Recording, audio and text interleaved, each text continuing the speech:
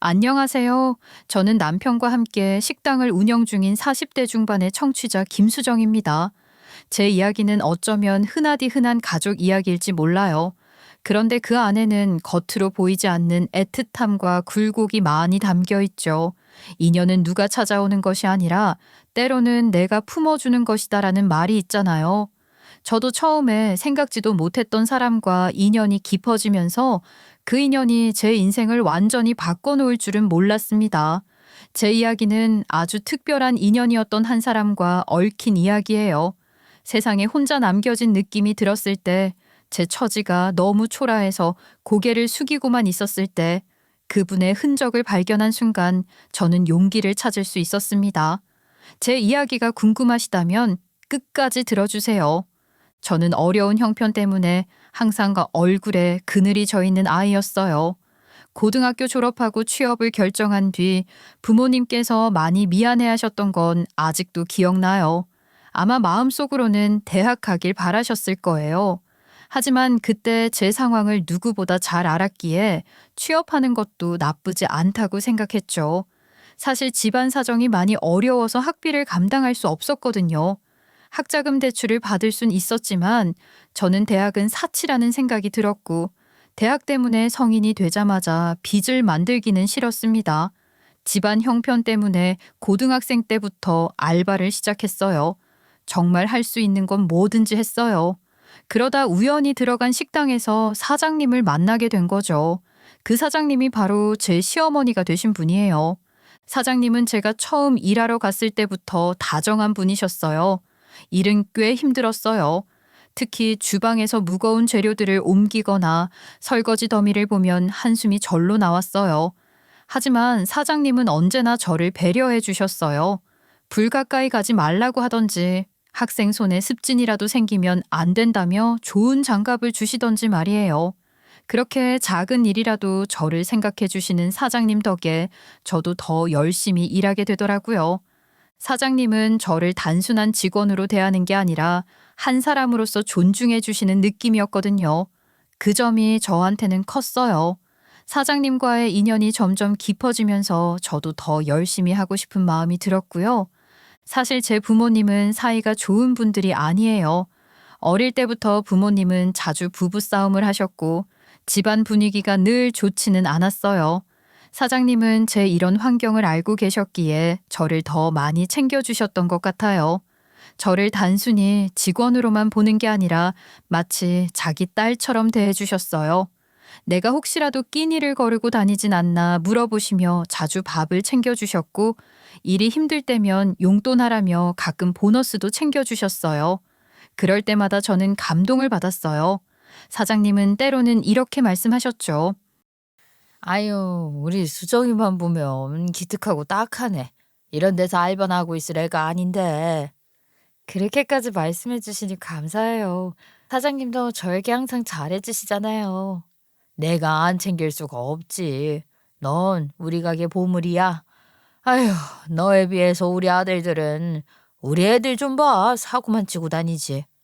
에이, 아드님들도 다 잘하실 거예요. 남자들이 원래 늦게 철든다잖아요. 아니야, 아니야. 네 반만이라도 닮았으면 좋겠어. 정말이지.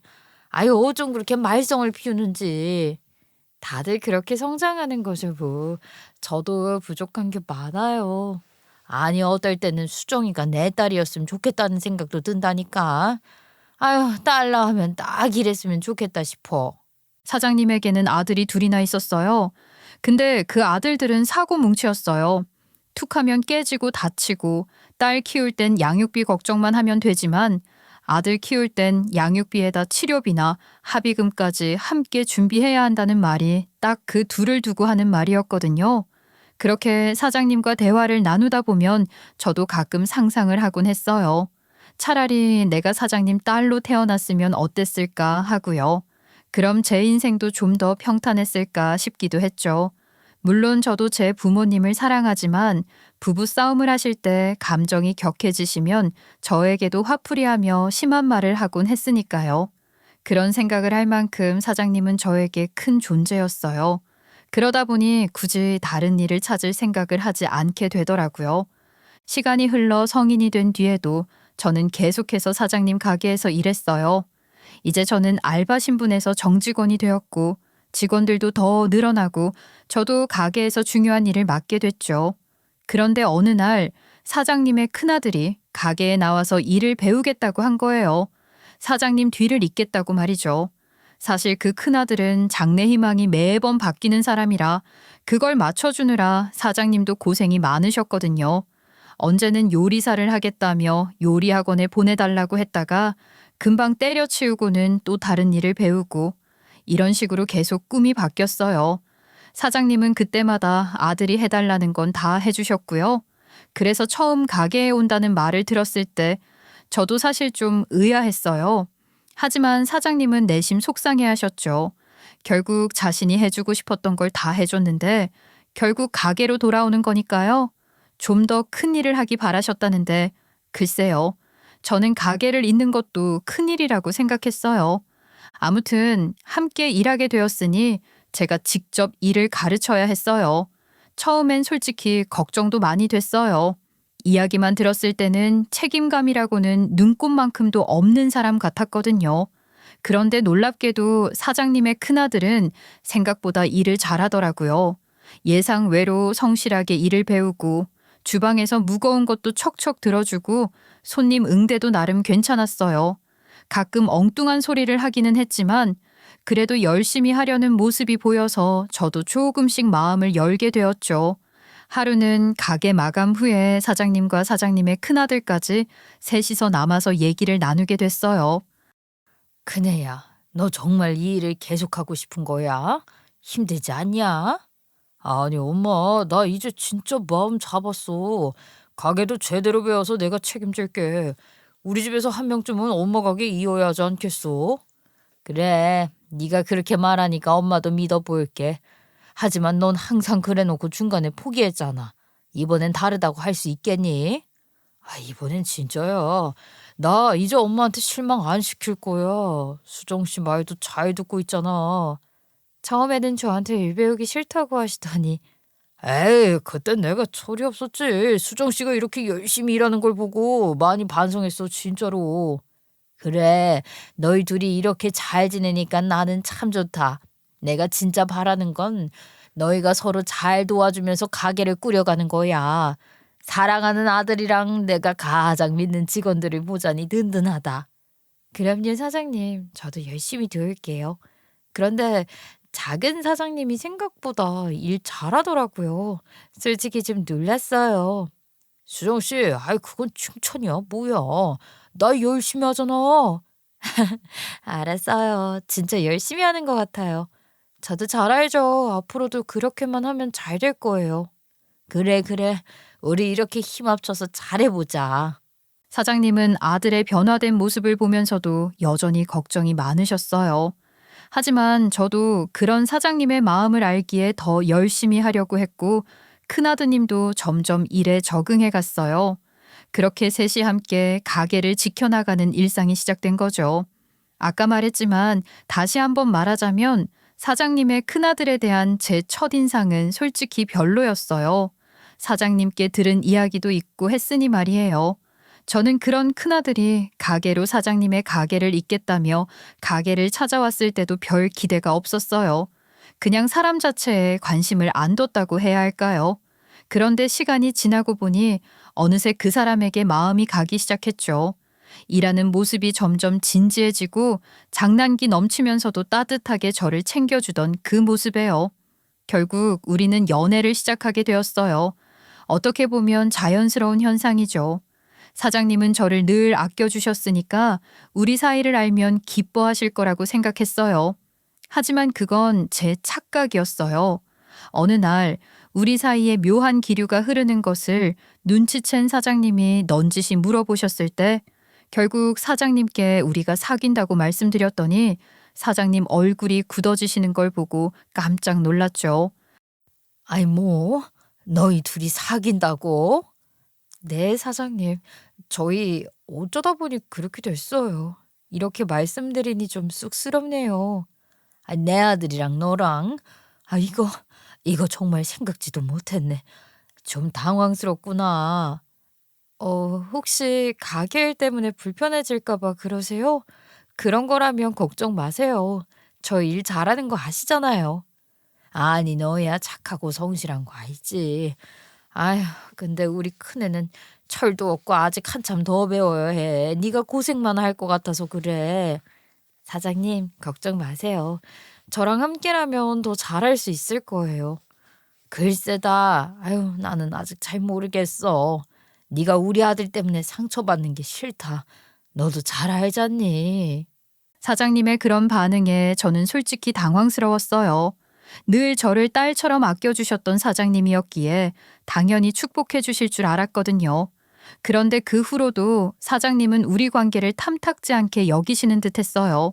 가끔은 저를 바라보시는 눈빛이 달라졌다고 느껴질 정도였어요. 어느 날은 가게에서 일하다가 사장님이 저에게 트집을 잡으셨어요. 수정아, 그거 설거지 제대로 한 거 맞아? 아니, 왜 물때가 남아 있어? 아, 죄송합니다. 제가 다시 할게요. 이거 한두 번도 아니고 이렇게 대충 해서야 어디 가서 제대로 일할 수가 있겠어. 집안일은 어떻게 할 거고 말이야. 주의하겠습니다, 사장님. 그런데 이거 설거지는 작은 사장님께서 하신 건데. 응?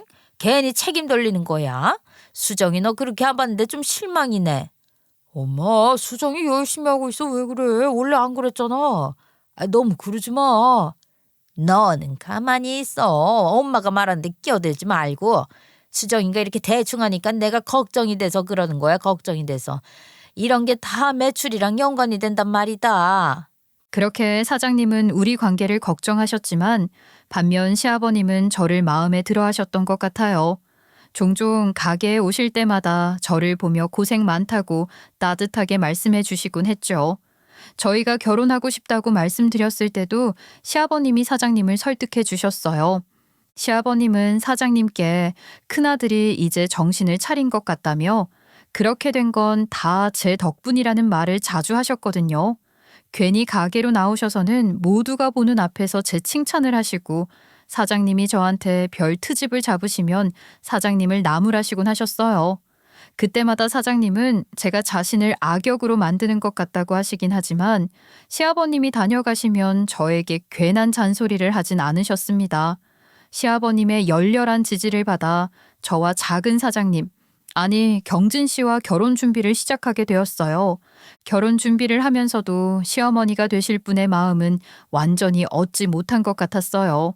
그리고는 묘하게 결혼 허락하는 걸 회피하셨어요. 저는 역시 남일 때는 좋았지만 막상 가족이 된다고 하니 성에 안 찼나 보다 싶었죠. 그때 당시에 부쩍 학창 시절 제 성적이나 대학에 대한 생각 같은 걸 많이 물어보시며 아쉬워하셨거든요. 그래서 하루는 대놓고 물어봤어요. 어머니, 혹시 제가 고졸이라 마음에 안 드세요? 솔직하게 말씀해 주세요. 갑자기 그게 무슨 소리야? 아이, 수정아, 그런 거 아니야. 요즘 저한테 부쩍 많이 짜증내시잖아요. 원래 안 그러셨던 분인데 게다가 대학이나 성적 이야기 물어보시다가 한숨만 푹푹 쉬시고 제가 어떤 생각이 들겠어요. 어머머, 얘 좀 봐. 너 설마 내가 그렇게 못된 사람인 줄 아는 거니? 나랑 오랜 세월 봤으니 너도 잘 알 거 아니냐. 나는 그냥 네가 고생할까 봐 그러는 거야. 그건 저도 각오하고 있는 부분이에요. 저는 어머님의 지지도 받고 싶어요. 내가 뭐 네가 마음에 안 들어서 그런 거겠니? 그냥 아들 장가 간다고 생각하니까 여러모로 아쉬운 게 있는 법이겠거니 하렴. 속 시원하다고 말하긴 했지만 원했던 다정한 답변은 듣지 못했기에 마음 한켠에는 여전히 씁쓸함이 남아 있었어요. 그래서 결혼 후에도 시어머니와의 관계는 그렇게 순탄치만은 않았던 것 같아요. 결혼하고 나서도 저는 여전히 가게에서 남편과 함께 일했는데 시어머니는 며느리가 된 후로 저에게 더 많은 일을 시키셨어요. 마치 저를 시험하듯이요. 그러면서 친정과의 교류도 점점 어려워졌어요. 친정과 거의 연을 끊다시피 하게 됐죠. 어쩌면 잘된 일일지도 몰라요. 성인이 된 후에도 부모님은 제게 그들의 빚을 짊어지게 했으니까요. 그것 때문에 가게 일 볼 때 지장을 준 적이 있었더니 시어머니께서 친정일 때문에 여러 사람 고생시키지 말라고 잔소리하셨었거든요. 그래서 눈치 보느라 친정과 멀어지게 된 거죠. 친정에 대한 원망이 쌓여서인지 그들과 멀어지는 게 그렇게 슬프지는 않았어요. 하지만 그럼에도 불구하고 시어머니가 저를 고립시키려는 것 같은 느낌이 드는 건 견디기 어려웠어요. 그나마 시아버님이 저를 살갑게 대해주셔서 다행이었지만 그 시아버님마저도 저희 결혼하고 얼마 안 돼서 뇌졸중으로 돌아가시게 되었습니다. 그러고 보니 이런 일도 있었는데요. 가끔 가게에서 남편과 말다툼을 할 때도 있었어요. 대부분은 사소한 일들이었지만 당시에 시아버님 일도 있었고 가게 일이 워낙 힘들다 보니 서로 예민해져서 싸우게 되는 경우가 많았어요. 경진 씨, 이거 설거지 제대로 안 한 거 맞잖아. 나까지 혼났다고. 당신까지 그러면 어떡해. 나 요즘 어머님 눈치 보는 게 얼마나 힘든지 알면서. 그거 설거지 내가 하긴 했는데. 미안해, 미안해. 내가 깜빡했어. 맨날 깜빡깜빡. 당신이 그러면 나만 괜히 혼나잖아. 당신 좀 더 신경 써줘. 알았어, 알았다고. 그런데 당신도 왜 이렇게 예민하게 굴어? 그냥 내가 다시 하면 되잖아. 그때그때 잘해야지. 왜 자꾸 잔소리를 하게 만들어? 진짜? 대체 왜 그러는 거야? 뭐 우리 엄마한테 시달리는 거 화풀이라도 하는 거야? 둘이 또 뭐야? 왜 우리 아들한테 짜증이야? 어머니도 제가 조금만 실수하면 저한테 이렇게 하시잖아요. 경진 씨라도 다를 거 없지 않겠어요? 됐어. 그럴 거면 그냥 집 가서 쉬렴. 듣기 싫구나. 그런 시어머니의 태도에 저는 점점 더 서운한 감정이 쌓여갔어요.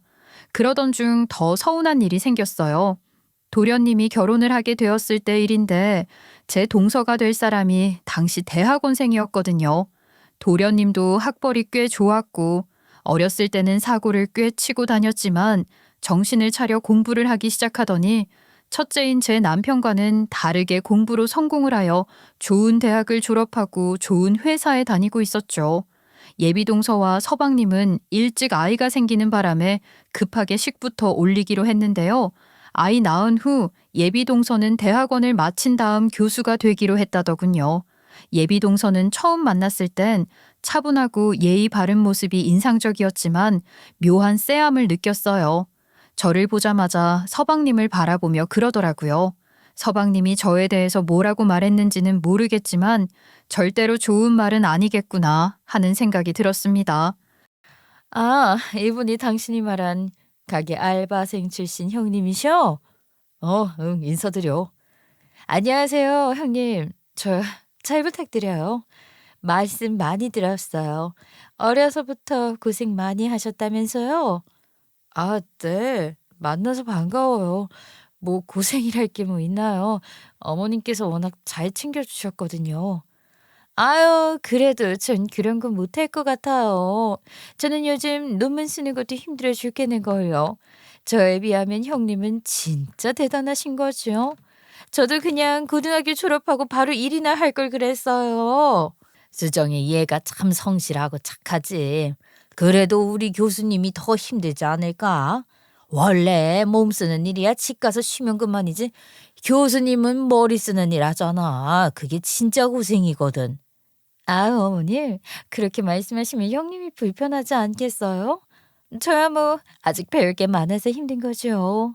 그 대화 속에서 동서의 은근한 기싸움과 자신감 넘치는 태도에 저는 묘한 기분이 들었어요. 시어머니가 동서를 보며 정말 기뻐하시는 모습을 보니 제 자리가 점점 좁아지는 느낌이었죠. 시어머니는 우리 집의 교수님이 시집 온다며 뛸 듯이 기뻐하셨어요. 예비동서가 다니는 대학교와 가까운 곳에 신혼집까지 마련해 주셨는데 그 집값이 지금 시세로는 10억 정도 될 거예요. 그때 저는 벌써부터 차별을 당하는 기분이 들어 너무 서운했어요. 저는 시집 올 때 아무것도 받지 못했거든요. 저도 뭐 하나 제대로 들고 온 게 없으니 할 말은 없지만 말이죠. 그 후로도 시어머니는 예비동서를 자랑하며 우리 집안의 자랑거리라고 말씀하시곤 했어요. 그렇게 시어머니가 예비동서를 대하는 모습에 저도 모르게 비교하게 되면서 마음이 아팠어요. 예전에는 시어머니가 저를 딸처럼 아껴주시며 네가 내 딸이었으면 좋겠다고까지 말씀하셨으면서 막상 제가 며느리가 되고 나니 시어머니는 퉁명스럽게 대하셨고 교수인 동서를 예뻐하면서 저를 무시하시는 것 같아서 서운했어요. 예비 동서가 시집 오고 나서부터는 대놓고 저를 무시하는 태도를 보였어요. 처음에는 제가 그냥 과민 반응을 하는 건가 싶었지만 시간이 지날수록 그게 아니란 걸 확신하게 되었죠. 시어머니와 동서의 그런 태도가 반복되면서 제 마음속에는 점점 더 많은 서운함과 불만이 쌓여갔어요. 시간이 흘러 저도 아이를 가지게 되었어요. 아이를 낳은 후에는 잠깐 쉬고 우리 아이가 유치원에 들어가자마자 저는 다시 시어머니 가게로 출근했어요. 주방일이라는 게 사람이 자주 바뀌기도 하고 어머님은 저 없이 다른 사람들하고 일하니까 여러모로 불편하고 말도 안 통한다는 말을 하시곤 했거든요. 그나마 다행이었던 건 동서는 연구하랴 애 낳으랴 바빠서 자주 볼 일은 없었다는 거예요. 그러니 그나마 덜 부딪혔던 거죠. 그동안 시어머니도 저한테 좀 유해지셨어요. 예전에 알바하던 시절만큼은 아니지만 잔소리는 좀 줄어들었죠. 가게 때문에 거의 매일 보다시피 했으니 많이 가까워졌어요. 그렇게 항상 반복되는 일상을 살던 어느 날 우리 아이가 초등학교 고학년이 되었을 쯤에 시어머니를 모시고 건강검진을 가게 되었어요. 그 당시에 부쩍 기력이 쇠해 보이시더라고요. 평소에 시어머니는 귀찮다고 건강검진을 안 가려고 하셨는데 제가 억지로 모시고 갔죠. 그런데 결과가 심상치 않았어요. 동네 병원에서 심상치 않은 결과가 나와서 큰 병원에 가서 다시 검사했더니 대장암 3기라는 진단을 받았어요. 그 소식을 들은 시댁은 큰 충격을 받았어요. 도저히 믿기지 않는 상황이었어요. 워낙 튼튼하시고 잔병치레도 안 하던 분이셨으니까요. 안 걸린 사람이 없다는 그 시국대에 그 감기도 한 번을 안 걸리신 분인걸요. 모든 시댁 식구들이 모여서 시어머니의 병에 대해서 회의를 했어요. 앞으로 어떻게 할지, 가게는 어떻게 운영할지, 시어머니의 치료는 어떻게 도울지 등등 다들 심각한 표정으로 앉아 있었죠. 가게는 내가 맡아서 운영할게. 엄마는 이제 더 이상 무리하시면 안 되니까. 맞아요, 어머니. 이제부터는 치료에만 집중하셔야 해요. 가게는 아주버님이 알아서 할 테니까 어머님은 걱정 마셔요. 그래도 내가 가게 나가서 봐야지. 가게는 내가 제일 잘하는 걸. 넌 아직 멀었어. 아이, 엄마가 무슨 소리야. 엄마 건강이 더 중요해. 가게는 내가 알아서 할 테니까 엄마는 치료에만 신경 써. 그러니까요, 어머니. 여기 값싼 노동력 있잖아요. 튼튼한 큰 며느리가 있는데 뭐가 걱정이세요? 형님께서 어머님 좀 잘 챙겨드리면 되지요. 값싼 노동력? 아, 동서, 말이 좀 이상하다. 어머 형님, 시어머님이시니까 며느리 정도야 마음껏 부려먹어도 된다는 뜻에서 한 말이었어요. 아, 전에 학교 때문에 피치 못하게 어머님을 못 챙겨드려도 형님이 직접 간호해 주시면 어머님도 주실 거 아니에요. 그래도 수정이가 힘들지 않겠니? 아이, 늙은이 혼자 병원 다닐 걸 생각하면 무섭긴 하다만. 수정이가 힘든 건 맞지만, 아이, 그래도 엄마 건강이 더 중요해. 자기가 이제 가게 나오는 건 그만두고 엄마 병간호에 전념하는 게 좋을 것 같아. 아니, 가게는 어쩌고 당신 혼자 하는 건 아무래도 무리지. 당신 아직도 국물 우리는 요령도 모르잖아. 아이, 나도 알거든. 지금은 엄마가 제일 중요한 상황이잖아. 가게는 이제 나 하나만 있어도 잘 돌아가니까 걱정하지 말라고. 아휴, 그래. 내가 돌볼게. 어머니 건강이 최우선이니까. 큰애야, 큰애야. 원 한숨이냐? 혹시 너 내 병간호 하는 거 싫으냐? 아니에요, 어머니. 제가 당연히 해야죠. 그냥 걱정이 돼서. 아이고, 싫으면은 말해도 돼. 억지로 시키고 싶진 않으니까. 내가 뭐 대단한 위인이라고 자식들 고생시키겠냐. 아, 정말 괜찮아요. 어머니 오해하지 마세요. 싫은 건 절대로 아니에요. 결국 시어머니의 병간호는 제가 도맡아 하게 됐어요. 동서가 하는 말이 기분 나쁘긴 했지만 제가 병간호를 해야 한다는 사실은 정말로 싫지는 않았어요. 저에게도 친부모님 같은 분이셨으니까요. 저는 당분간 가게고 뭐고 다 잊고 어머님 간호에만 신경 썼어요. 다행히 우리 아이는 초등고학년이었으니 제가 어머님을 주로 모시는 것에 대해서 이해를 해주었고요. 시어머니는 어려운 수술을 몇 차례 견뎌내셨고 저는 정성껏 간호를 했어요. 하지만 시어머니의 상태는 생각보다 금방 나아지지 않았고 점점 더 나빠지기만 했어요. 시어머니가 입원하는 일도 잦아졌죠. 그럴 때마다 시댁 사람들은 저에게 병간호를 대체 어떻게 하고 있느냐며 타박을 주곤 했어요. 그래도 시어머니는 본인에 대한 저의 진심을 아시니 시댁 사람들을 대신 나무라 주시곤 했어요. 병원에서 시어머니와 함께 긴 시간을 보내다 보니 자연스럽게 옛날 이야기도 많이 하게 되었죠. 그런 이야기를 나누면서 저에게 쌓였던 서운함도 눈 녹듯이 사라지는 것 같았어요. 시어머니도 제가 옆에 있어주는 걸 고맙게 생각하시는 것 같았고요. 그러나 동서는 어쩌다 한 번씩, 그것도 잠깐씩만 병문안을 오곤 했어요. 그럴 때마다 시어머니는 동서를 보면 얼마나 반가워하시는지 저를 대할 때와는 완전히 다른 모습이었어요. 그 모습에 저도 모르게 씁쓸한 기분이 들곤 했죠. 그리고 동서는 병문안을 와서도 항상 저에게 잔소리를 했어요. 형님, 어머님 좀 잘 챙겨드리세요. 병원에서도 많이 신경 써야 하는 거 아시죠? 어머님이 힘드신데 형님이 조금 더 적극적으로 돌봐주시면 좋겠어요. 동서, 나도 최선을 다하고 있어. 매일 어머님 옆에 딱 붙어 있는데 뭐가 부족하다는 거야? 아유, 형님, 또 예민해지신다. 그냥 어머님이 좀 더 편안하게 계실 수 있도록 해드리자는 거잖아요. 나는 이미 최대한 신경 쓰고 있어. 동서가 그렇게 말하니까 내가 뭐 제대로 못하고 있는 것처럼 들려서 그렇지. 그러는 동서야말로 좀 자주 찾아오는 게 어때? 저는 학교 일 때문에 너무 바쁘다는 거 아시잖아요. 작은 애야, 내 걱정해줘서 고맙다. 큰애도 나름 잘하고 있으니까 너무 걱정하지 말아라. 어머님, 그럼요. 저도 어머님이 너무 보고 싶었어요. 어머님 아프신 것만 생각하면 너무 마음 아파서 눈물이 다 나는 거 있지요. 아이고, 눈물식이나. 내가 우리 작은 애를 위해서라도 얼른 나아야겠구나. 동서의 말 한마디 한마디가 저를 속상하게 했지만 그래도 저는 시어머니의 곁을 지키기로 했어요. 저도 시어머니께 정이 깊었으니까요. 비록 서운함이 남아있긴 했지만 시어머니가 나아지길 바라는 마음이 그 모든 감정을 덮었어요.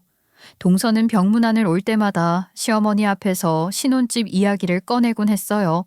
그럴 때마다 어머님께 얼마나 감사한지 모른다면서 열심히 떠들어댔어요. 이런 말들을 할 때마다 시어머니는 슬쩍 저를 바라보며 제 눈치를 보는 듯 했어요. 제가 서운해하는 걸 아셔서 그런 걸까요?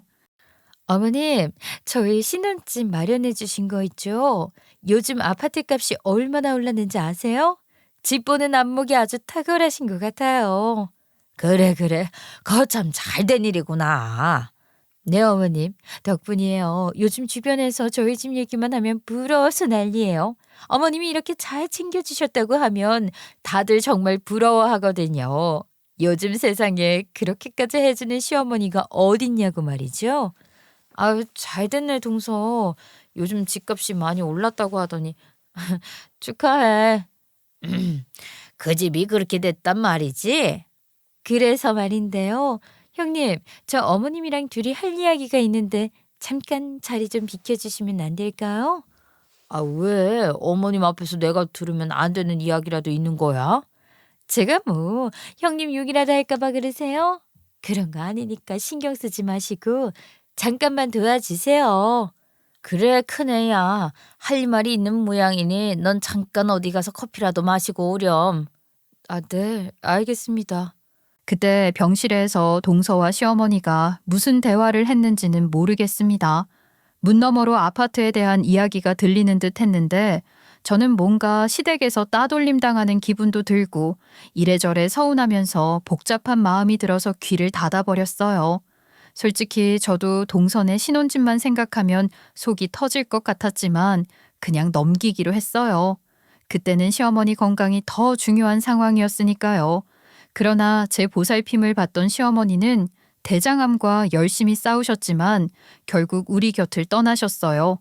마지막까지 집에서 모시면서 편안하게 보내드리려고 노력했죠.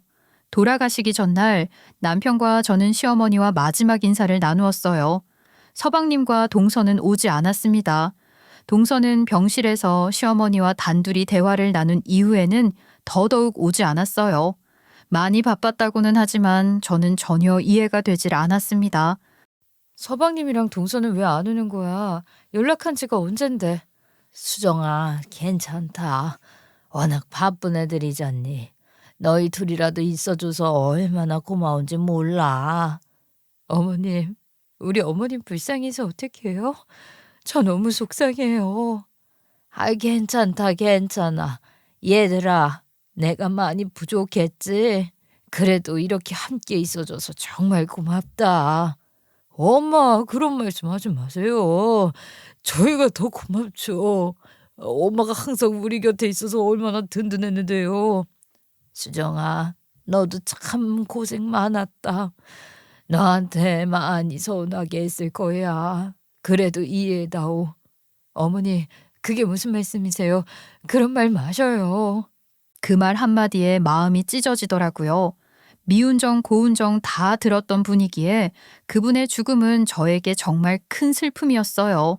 매일 아침마다 시어머니가 계시던 자리가 텅 빈 걸 보면 가슴이 먹먹해져서 한참을 멍하니 서 있곤 했어요.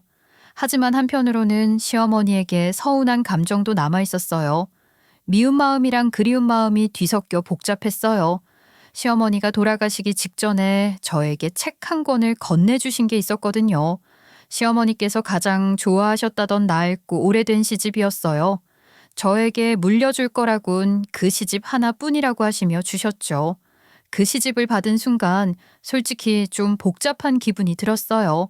물론 시어머니께 엄청난 걸 바란 건 아니었지만 그래도 나에게 물려줄 게 고작 책 한 권이라니 서운하지 않을 수 없었어요.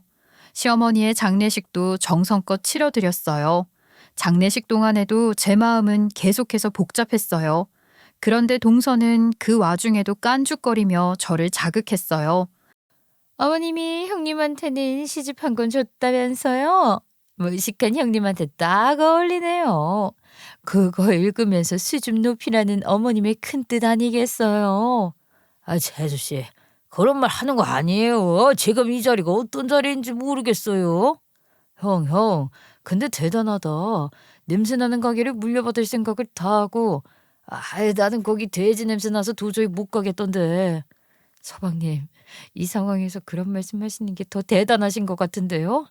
여기 장례식장이에요. 아유, 형님, 너무 예민하게 받아들이지 마세요. 그냥 농담이잖아요. 쭉. 형님도 웃고 넘기세요. 저희 어머님 정도면 호상이죠, 호상. 너무 그렇게 우울하게만 있지 마시라고요. 장례식장에서 동서와 서방님은 전혀 슬퍼하는 기색도 없이 오히려 저를 조롱하기 바빴어요. 그 모습이 너무 미웠지만 꾹 참았어요. 지금은 그 감정에 휩싸일 때가 아니라고 생각했으니까요. 장례식을 모두 마치고 집으로 돌아와서 시어머니가 남겨주신 그 책을 다시 한번 봤어요. 낡고 오래된 시집은 평범한 내용들로 가득 차 있었어요. 그걸 보고 있자니 너무 서운하고 서러워서 저도 모르게 책을 집어던졌어요. 동서 말대로 정말 어머니께서 그렇게 생각하시고 저에게 시집을 남기신 건가 싶었거든요. 그런데 책에서 낡은 열쇠가 하나 떨어지는 거예요. 생각지도 못한 게 튀어나와서 저는 잠깐 멈칫했습니다. 아무튼 시집에서 떨어진 거라면 그것 또한 어머니께서 저를 위해 남겨주신 거겠거니 싶어 얼른 주워서 살펴보았어요. 그 열쇠를 보고 있자니 아무래도 시어머니가 식당 뒤편에 있는 작은 창고에 열쇠를 남겨주신 게 아닐까 하는 생각이 들었어요.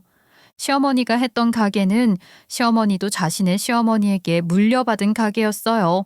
그러니까 제 남편에게는 할머니가 되시는 분이죠.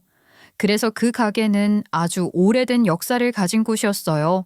건물 자체도 오래됐고요. 가게에서 일할 때 쓰는 창고는 따로 있었던 데다가 시어머니조차도 그 창고를 여시는 모습을 본 적이 없었으니 저는 그 창고를 신경 쓰진 않았어요. 저와는 관련이 없는 곳이니 아예 관심조차 없던 거죠. 그런데 열쇠를 보니 여러 가지 복잡한 생각이 들더라고요. 시어머니가 그토록 애지중지했던 가게였기에 그 창고에도 뭔가 특별한 것이 있을 것 같았어요. 열쇠를 들고 식당으로 향했어요. 열쇠를 꽂고 창고 문을 열었을 때 가장 잘 보이는 곳에 예쁜 자개함이 하나 놓여 있었어요. 엄청 오래돼 보이는 옛날이었으면 값비쌌을 그런 자개함 있잖아요. 저는 뭔가 보물찾기를 하는 기분이 들더군요. 시어머니께서 저만을 위해 비밀스럽게 준비한 예쁜 자개함. 저는 마음이 떨리고 손도 조금씩 떨렸어요. 자개함을 열어보니 그 안에는 금반지 여러 개와 몇 가지 서류, 그리고 편지가 놓여 있었어요. 저는 본능적으로 그 편지는 시어머니께서 저를 위해 써둔 편지라는 생각이 들었어요. 편지를 꺼내어 펼쳐보니 시어머니의 글씨가 보였어요. 시집을 좋아했던 시어머니답게 글씨가 정갈하면서도 예쁘더군요. 시어머니의 편지에는 이렇게 적혀 있었어요. 수정아, 그동안 나 때문에 많이 힘들었지. 못난 나를 용서해다오. 나는 너를 딸처럼 생각했단다. 네가 친정 때문에 힘들어하는 모습을 볼 때마다 마음이 아팠어. 그래서 네가 더 힘들지 않도록 친정을 못 보게 했던 게 가끔 후회되기도 해. 나 때문에 네가 외로워진 것은 아닐까 하고 말이다. 그래도 우리 아들이 널 힘들게 하지 않도록 내가 남은 시간 동안이나마 잘 가르쳐 놓으마. 아무튼 내가 떠나면 네가 우리 집의 큰 어른이니 이 자기함에 담긴 것들을 네가 관리해주면 좋겠다. 신문서는 원래 넣어주려고 산 집이었단다. 작은 애들이 결혼하면서 지낼 곳이 없다고 해서 그때는 어쩔 수 없었지만 이제 그 집은 네 것이니 네가 마음대로 하렴. 나는 애들 눈치 보느라 네 편을 들어주지 못했지만 네가 어깨 피고 지냈으면 해. 작은 아들이 또 너를 무시하려 들면 큰 어른의 쓴맛을 보여주렴.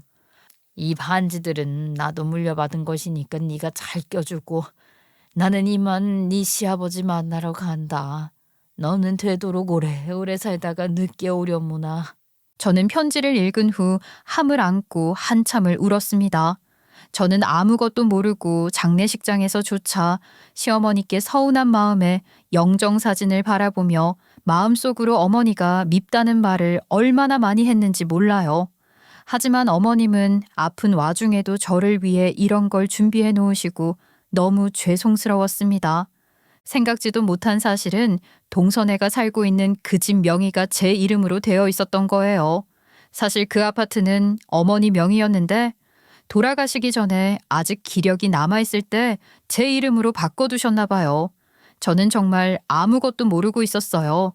저는 죄송하고 그리운 마음에 어머님의 편지를 몇 번이고 읽고 또 읽었습니다. 그리고 어머님의 말씀을 따르기로 결심했어요. 그래서 동서와 서방님께 연락을 했어요. 시어머니 유품을 정리하자고 연락을 돌렸습니다. 며칠 후 시댁에 서방님, 동서 남편, 그리고 제가 모였어요. 유품을 하나하나 정리하며 모두가 어색한 분위기 속에서 시간을 보내고 있었죠. 그러던 중 동서가 깐족거리며 말을 꺼냈어요. 요즘 가게 장사 잘 되는 것 같더라고요. 아주버님, 이제 완전 창사꾼 다 되신 것 같아요. 그러니까 말이야. 형, 진짜 잘 어울려. 아무튼 바쁜 사람 괜히 오래가라 하지 말고 오늘 다 해결하시죠. 어머님이 사주신 저희 집 있죠. 아마 어머님 명의로 돼 있을 건데 이제 저희 이름으로 딱딱 돌려내야 하지 않겠어요? 그걸 왜 동선의 이름으로 돌려내야 해? 동선해 줄 거였으면 어머님이 옛날에 정리해 두셨겠지. 그거야. 어머님이 아프신 바람에 정리를 못한 거겠죠. 이제까지 저희가 살았으니 저희 쪽으로 돌리는 건 당연한 거 아니겠어요?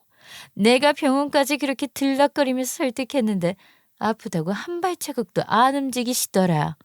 그러니까 말이야. 아니 우리가 엄마한테 그렇게 공을 들였는데 잘 빌 미루면서 끝까지 정리를 안 해주더라. 어차피 우리 건데. 너 근데 참 고집스러워. 야 엄마, 너 엄마한테 그게 무슨 말버릇이야. 아무리 돌아가셨어도 그렇지. 넌 먼저 간 엄마가 불쌍하지도 않아? 말이 그렇잖아 말이. 남겨진 자식들 괜히 귀찮게 해가지고선. 다들 그만하시고 중요한 말만 딱 하고 가시죠. 먼저 말할 게 있는데요. 이제 제가 이 집 큰어른이에요. 그동안 버릇없이 군 거 사과하세요. 그런 다음에 어머님 유품이나 재산 이야기 할 거예요. 뭐라고요, 형수? 그건 또 무슨 말도 안 되는 소리야. 맞아요, 형님. 갑자기 무슨 큰어른 타령이에요. 노인네 없어지니까 나세가 하나 빠지셨네. 후회하기 전에 사과하시는 게 좋을걸요. 제가 기회 드리는 거예요. 참나. 무슨 기회? 그것도 협박이라고 하는 건가? 고졸이라 그런지 너무 어색하네. 저기요, 형님. 제가 그쪽한테 형님이라고 부르는 것만으로도 감지덕지하세요. 그러니까 말이야. 이 사람이 마음이 고와서 위계질서는 그렇게 잘 지킨다니까. 시어머니 돌아가시니까 태도가 확 바뀐 서방님과 동서. 저는 그 둘을 용서할 수 없었습니다. 시어머니 돌아가시고 두 사람의 태도가 좋지 않다는 것쯤은 저도 알고 있었는데 어머님은 오죽하셨겠어요? 저는 제가 어머님 대신 두 사람을 혼내주길 원하시기에 그런 말씀을 남기신 거라는 생각이 들었어요. 저는 시어머니가 남겨주신 유언장을 꺼내서 그들에게 보여줬어요. 이거 어머님이 남기신 거예요. 여기 보면 동서네가 살고 있는 그 집 사실 내 이름으로 되어 있는 거 알겠죠? 원래는 저 주시려고 어머님이 마련하신 거라고요. 뭐라고요? 그 집이 형님 거라고요? 이게 대체 무슨 소리야? 장난하나? 형, 그런 게 어딨어? 너네 결혼할 때 잘 생각해봐라. 너희 혼전 임신해서 당장 살 곳 없다고 어머니한테 그렇게 도와달라고 울고불고 했잖아. 재수 씨는 벌어놓은 돈도 없고 너도 임마 저축한 게 없으니까 어머니가 일단 너희부터 살게 해준 거지. 아니, 나는 원래 우리 주려고 사신 줄 알았지. 당연히 말이야. 저기 형수, 혹시 그거 무슨 수 쓰신 거 아니에요? 제가 무슨 수를 써요? 서방님, 자기 어머니 글씨도 몰라요? 이거 어머님 쓰신 거 맞잖아요. 하긴 어머니 임종도 제대로 못 지킨 사람이 글씨 알아볼 리가 있겠어? 이제 알겠지? 어머니가 큰 며느리한테 얼마나 고마워하셨는지. 너희도 이제 버릇없이 굴지 말고 제대로 행동해라. 동서와 서방님은 멍한 표정으로 유언장을 바라봤어요. 처음에는 믿기지 않는다는 듯이 두 눈을 크게 뜨고 유언장을 번갈아 가며 쳐다보았죠. 그들의 표정에는 혼란과 당혹감이 가득했습니다. 그동안의 자신만만하던 태도는 온데간데 없고 마치 현실을 부정하고 싶은 사람처럼 말이에요. 곧 동서가 입을 열었어요. 대단하신 교수님이라 그런지 상황 파악이 빠르더라고요. 그럼 이 제사 문제는 어떻게 할 거예요? 어머님이 주신 집인데 그걸 형님이 그대로 갖겠다는 거예요? 형님 명의라니. 그거 얼른 저희 이름으로 돌려주세요. 그게 맞잖아요. 고졸이 어쩌고 하면서 무시하던 게 엊그제 같은데 갑자기 왜 이런담? 어머님이 동서가 그렇게 아파트 얘기해도 끝까지 안 바꿔주신 이유가 뭐겠어요? 다 이러려고 그러신 거지. 아니, 잠깐만요, 형수. 설마 우리더러 당장 나가라고 하고 막 그러실 건 아니죠? 에휴, 설마. 형님, 이제 가족이라곤 저희밖에 없는데 우리끼리 이래서야 되겠어요? 아이고, 지금 와서 그렇게 말한다고 내가 용서할 줄 알아요? 이미 버스는 지나갔네요. 형수, 부탁드려요. 우리도 반성하고 있다고요. 조금만 더 살게 해주면 안 될까요? 미안하지만요, 서방님, 더는 안 돼요. 저는 분명히 기회 드렸어요. 그런데 그 기회를 차버린 건 두 사람이죠. 제가 계속 거절하자 두 사람은 엄청난 사실을 고백했어요. 사실 얼마 전 동서가 학교에서 큰일을 저질렀다는 사실이요. 동서는 자신 대신 조교를 수업에 내보냈다가 걸렸다는군요. 그것도 무려 2년씩이나요. 정말 어이가 없었어요. 학교 측에서 결정을 내릴 때까지 동서는 근신 중이었고 당장 수입도 끊긴 상태였어요. 그런 상황에서 집이 제 손에 있는 데다 상황이 불안하게 흘러가니 동서와 서방님은 제 앞에서 애원하기 시작했어요. 한 달 줄 테니까 그 안에 알아서 이사해요. 어머님께서 남겨주신 거 이제 제가 마음대로 할 거니까요. 형님 저희 갈 데 없어요. 지금 이렇게 나가라고 하면 저희는 어디서 살아야 해요. 제발 이번 한 번만 봐주세요. 형수, 저희도 잘못한 거 알아요. 정말 반성하고 있다고요. 제발 조금만 더 시간을 주세요. 두 사람 이제 와서 이러는 거 정말 웃기지 않아? 그동안 우리 와이프 얼마나 힘들게 했는지 모르냐? 한 달 안에 이사 안 하면 강제로라도 내보낼 거니까 그렇게 알아. 시댁에서 모인 날에는 애원을 받아주다가 못 들어주겠어서 저와 남편은 시댁을 뛰쳐나왔었는데요. 그 후로도 동서와 서방님은 끈질기게 애원을 하더라고요. 시조카까지 들먹이면서 말이죠. 시조카는 본인 대학 강의 때문에 바쁘다는 핑계로 신경 써주기 어렵다며 아예 동서 친정이 있는 지방 쪽으로 보내놓은 지 한참 됐으면서 저에게는 씨알도 안 먹혔죠.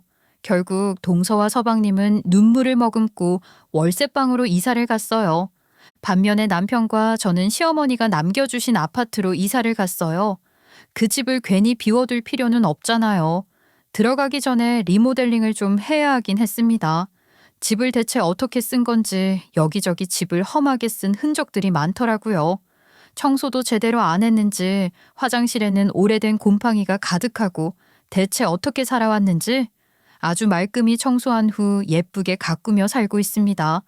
시어머니께서 남겨주신 집인데 감사히 생각하고 살아야죠. 동서와 서방님은 그 후로도 계속해서 남편이 시모에게 물려받은 가게로 찾아왔어요. 동서는 매일같이 찾아와 남편에게 알바를 시켜달라고 사정했어요. 먹고 살게는 해달라며 말이죠. 자기야, 오늘도 재수 씨가 가게에 찾아왔어. 알바 좀 시켜달라고 매일같이 와서 사정사정을 하는데 장사에 방해될 정도라니까. 그렇게 스스로를 교수님, 교수님 노래를 부르더니 꼴사납네. 그러게 말이야. 근데 또 불쌍하긴 하더라고. 그렇게까지 와서 부탁하는데. 아이고, 불쌍하긴 뭐가 불쌍해. 우리한테 그동안 어떻게 했는데. 그냥 당신이 잘하고 있는 거야. 계속 단호하게 나가. 어머님 임종도 무시한 거 생각하면 아직도 내 속에선 천불이 나. 당신 말이 맞아. 에휴, 다음에 또 오면 경찰 부른다고 해야지 안 되겠어. 가족한테 이런 식으로 스토킹 당할 줄이야 내가 어떻게 알았냐고. 요즘 사는 게 너무 재밌어요. 예전처럼 무시당하거나 억울한 일을 참아야 할 필요도 없고 남편과 함께 새로운 생활을 즐기고 있어요. 시어머니가 남겨주신 집에서 이제는 진짜 우리만의 시간을 보낼 수 있게 된 거죠. 저는 이제 저 자신을 위해 그리고 우리 가정을 위해 좀 더 자유롭고 행복하게 살기로 했어요. 모든 일들이 이렇게 지나고 나니 이제는 마음이 한결 편안해졌어요. 길고 험난했던 시간들이었지만 결국엔 그 모든 것들이 저를 더 강하고 단단하게 만들어준 것 같아요. 가끔씩 지난 일들을 떠올리면 아쉬움이 없진 않지만 이제는 그 모든 감정을 딛고 앞으로 나아갈 용기를 얻게 되었거든요. 제 마음속에는 영원히 든든한 내 편, 시어머니가 계시니까요. 앞으로는 남편과 함께 서로를 존중하며 작은 일상 속에서 행복을 찾으며 살고 싶어요. 인생이란 큰 바다에서 누구나 다 험한 파도와 바람을 만나겠지만 저는 이제 중심을 잡고 흔들림 없이 가고 싶습니다. 여러 어려움을 지나오면서 얻게 된 이 평온함과 감사함을 오래오래 간직하고 이제는 저 스스로에게 더 밝고 희망찬 미래를 선물하고 싶습니다. 들어주셔서 감사합니다.